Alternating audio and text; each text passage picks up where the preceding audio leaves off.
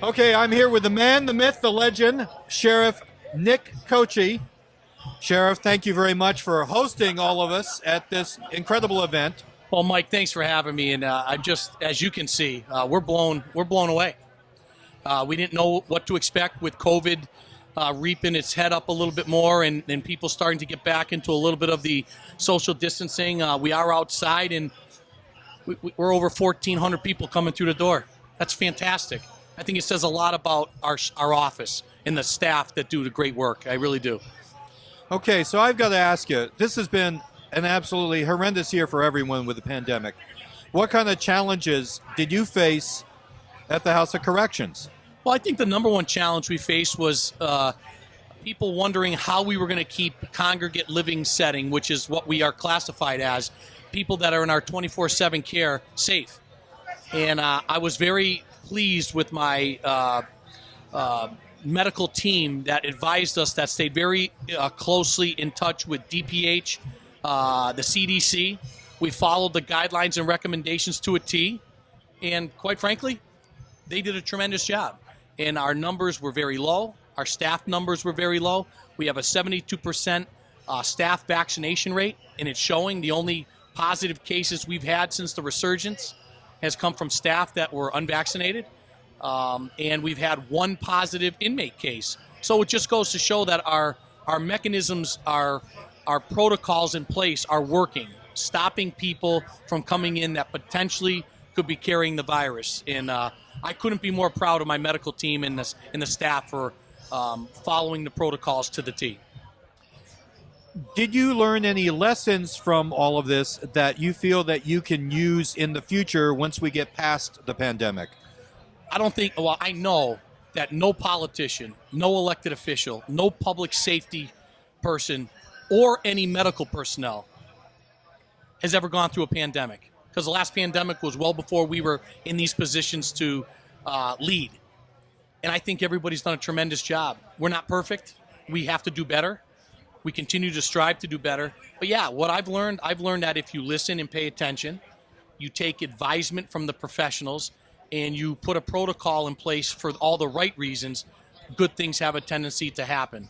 We don't play, there's a bear in the grassy knoll. We don't try to alarm people if there's no reason to alarm them.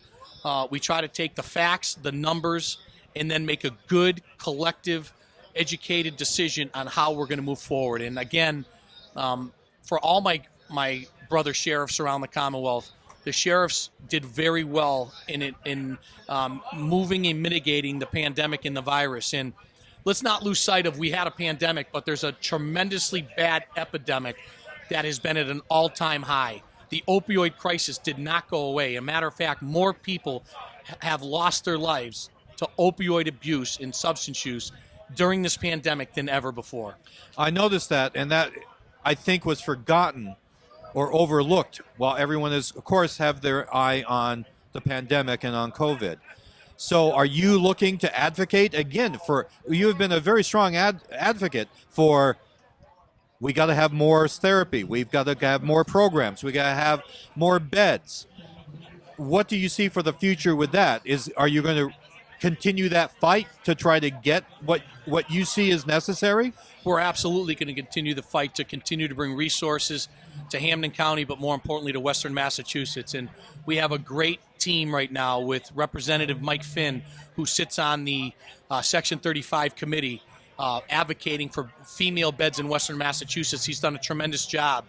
But more importantly, going forward, it's about staying diligent and focused on, yes, we have a pandemic still to navigate, but we cannot lose sight. And just so you know, my office never lost sight of the epidemic. We were seeing it tenfold. With the pandemic came a real spike in mental health concerns. The mental health concerns spiraled into substance use concerns. So you're looking at a dual diagnosis individual coming to us, and you can't do anything for behavior modification until you stabilize the mental health component. Once the mental health component was stabilized, then we can look at the substance abuse, then we can look at the behavior modification. Look, our work isn't rocket science. It's about being in the people business. It's about understanding and meeting people where they're at. Many of them are at a very low place in their life. They've been removed from society. They're down. They've They've lost a lot of support from their families because their families are the victims of their substance use and most of their crimes and stealing money or hawking and pawning off family heirlooms. So we know all about this. Our job is to help mend it. And it's not rocket science. It's not easy, but it's not impossible. And I think that's where we're going to stay focused on trying to rebuild the family structure and getting these men and women that are afflicted with substance use and mental health issues, get them back the dignity that they deserve by giving them a foundation to be successful. Sheriff, as always, it's a complete pleasure to talk to you, sir. Thank you very much for hosting Focus Springfield and Reminder Publishing here. It's the premier political mosh pit. You never know who's going to be here. You don't. And Steve and I just feel like we're fishermen. We're out here tossing the lure. Occasionally we have to use the net. Yeah. But you'd be surprised how many people get attracted if they're running for office to a camera and a microphone. I think you've been pretty busy today, and we've had a lot of statewide politicians and candidates come here. And really, today's about bringing Boston to Western Massachusetts. The governor, lieutenant governor, candidates for auditor, candidates for lieutenant governor, they were all here today.